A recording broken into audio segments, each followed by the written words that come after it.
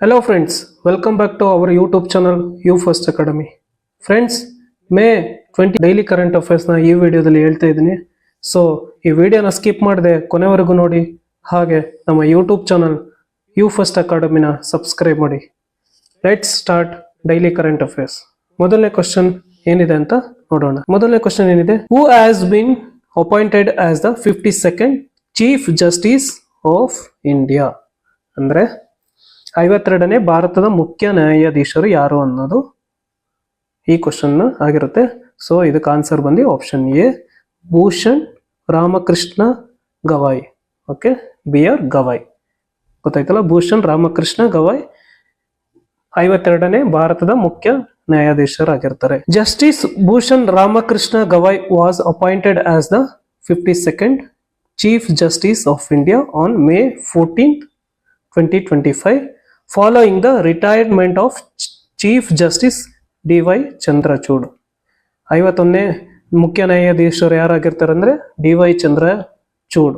Okay, ಅವರು retired ಆದ್ಮೇಲೆ 52ನೇ ಭಾರತದ ಮುಖ್ಯ ನ್ಯಾಯಾಧೀಶರು ಯಾರಾಗಿರ್ತಾರೆ ಅಂದ್ರೆ Bhushan Ramakrishna Gavai, BR Gavai. The appointment of chief justice of India is guided by Article 124 Class 2 of the Constitution, which empowers the President of India to appoint the CJI. ಭಾರತದ ಮುಖ್ಯ ನ್ಯಾಯಾಧೀಶರನ್ನ ಯಾರು appoint ಮಾಡ್ತಾರೆ ಅಂದ್ರೆ ಪ್ರೆಸಿಡೆಂಟ್ ಆಫ್ ಇಂಡಿಯಾ, ಯಾರಂದ್ರೆ ರಾಷ್ಟ್ರಪತಿಯವರು ಆಯ್ಕೆ ಮಾಡ್ತಾರೆ under the article of 124 Class 2.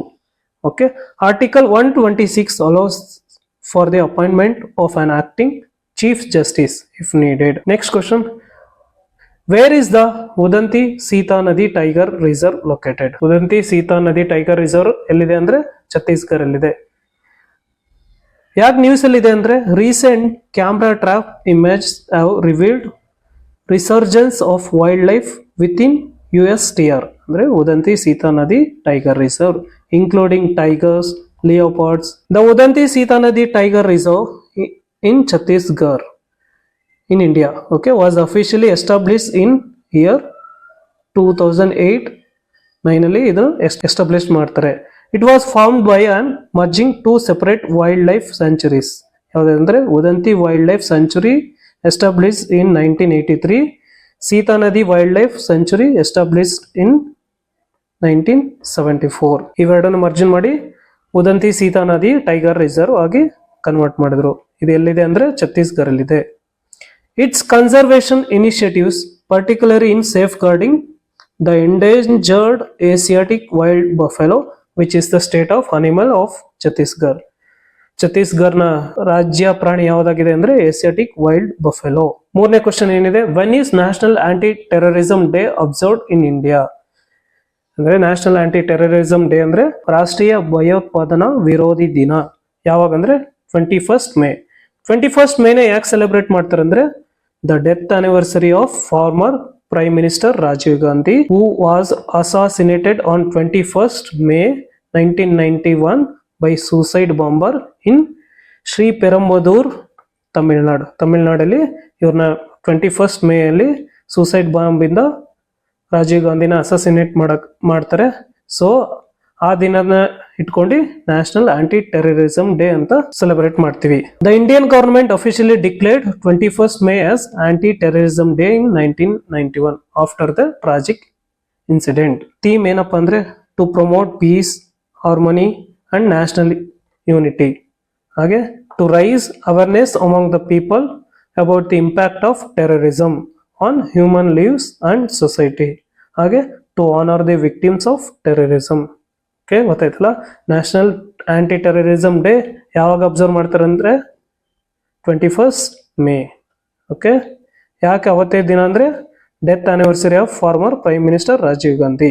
ನಾಲ್ಕನೇ question ಏನಿದೆ, who won the 2025 international Booker prize? Okay, international Booker prize 2025 ಯಾರಿಗೆ ಸಿಕ್ಕಿತ್ತು ಅಂದ್ರೆ ಆಪ್ಷನ್ ಸಿ, ಬಾನು ಮುಸ್ತಾಕ್. ಇವ್ರು ಬಂದು ಕರ್ನಾಟಕದವ್ರು ಆಗಿರ್ತಾರೆ.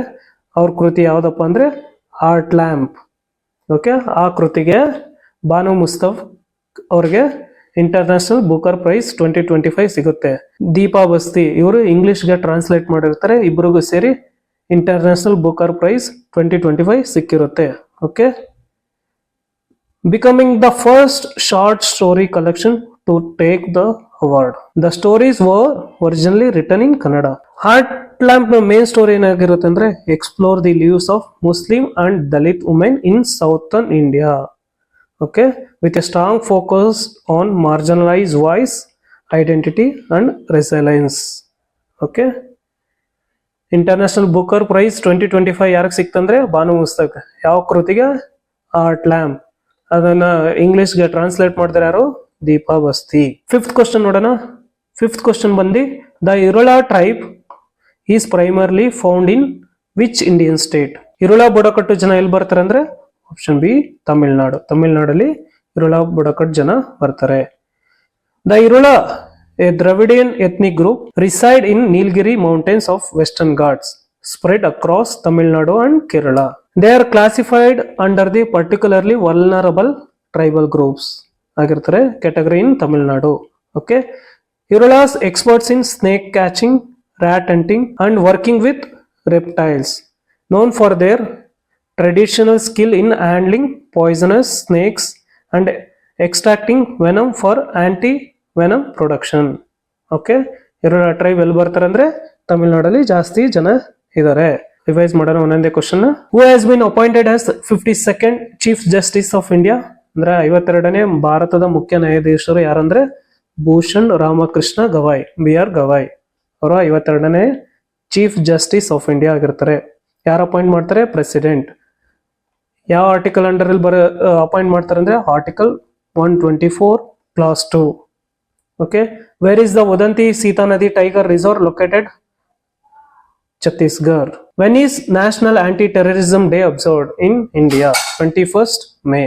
ರಾಷ್ಟ್ರೀಯ ಭಯೋತ್ಪಾದನಾ ವಿರೋಧಿ ದಿನ ಯಾವಾಗ ಆಚರಿಸ್ತಾರೆ ಅಂದ್ರೆ 21st May. ಯಾಕಂದ್ರೆ ಅದು death anniversary of former prime minister Rajiv Gandhi. Who won the 2025 international Bookers prize ಯಾರಿಗೆ ಸಿಕ್ಕೈತೆ ಅಂದ್ರೆ ಬಾನು ಮುಸ್ತಕ್. ಯಾವ ಕೃತಿಗೆ? Heart lamp. ಆರ್ಟ್ ಲ್ಯಾಂಪ್ ನ ಇಂಗ್ಲಿಷ್ಗೆ ಟ್ರಾನ್ಸ್ಲೇಟ್ ಮಾಡಿದ್ರೆ ಯಾರು? Deepa Bhasthi. The Irula tribe is primarily found in which Indian state? ಜಾಸ್ತಿ ಇರ್ತಾರೆ ಅಂದ್ರೆ ತಮಿಳ್ನಾಡು ಸ್ಟೇಟ್ ಅಲ್ಲಿ. ಫ್ರೆಂಡ್ಸ್, ಈ ವಿಡಿಯೋನ ಇಲ್ಲಿಗೆ ಮುಗಿಸ್ತಾ ಇದ್ದೀನಿ. ಇದು ಬಂದು ಮೇ ಡೈಲಿ ಕರೆಂಟ್ ಅಫೇರ್ಸ್ ಆಗಿರುತ್ತೆ. ಸೊ ಈ ವಿಡಿಯೋನ ಇಲ್ಲಿಗೆ ಮುಗಿಸ್ತಾ ಇದೀನಿ. Please subscribe to our YouTube channel you first academy. ಹಾಗೆ ಈ ವಿಡಿಯೋಗೆ ಒಂದು ಲೈಕ್ ಮಾಡಿ, ಶೇರ್ ಮಾಡಿ, ಹಾಗೆ ಕಮೆಂಟ್ ಮಾಡಿ. ಧನ್ಯವಾದಗಳು. ಶುಭ ದಿನ.